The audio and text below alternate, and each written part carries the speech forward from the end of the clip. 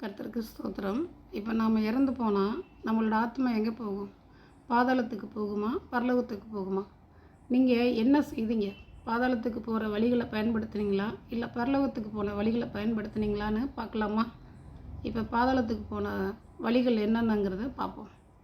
கொலைகள், பொய்கள், கொள்ளைகள், இச்சை, பொறாமை, மூர்க்கம், விபச்சாரம், வேசித்தனம், காமவிகாரம், கள்ளத்தொடர்பு, பில்லிசூனியம், செய்வினை, துரோகம், பகைகள், வெறுப்பு, காட்டிக் கொடுக்கிற தன்மை, விட்டு கொடுக்கா தன்மை, பிடிவாதம், வைராக்கியம், கோபம், எரிச்சல், காட்டிக் கொடுத்தல், குறை சொல்லுதல், குற்றப்படுத்துதல், மன்னிக்காத தன்மை, ஆசை, பெற்றோர் பெரியோர் மதிக்காத தன்மை, பக்தி இல்லாமை, களவு, காயப்படுத்துதல், சிறையிருப்பை விசாரிக்காத தன்மை, பசியுற்றோருக்கு உணவு அளிக்காத தன்மை, நோயில் இருப்பவரை விசாரிக்காத தன்மை, இவைகள் எல்லாம் பாதாளத்துக்கு போகக்கூடிய வழிகளை நீங்கள் பயன்படுத்தியிருந்தீர்களானால் உங்கள் ஆத்மாவை உங்களால் காப்பாற்ற முடியாது.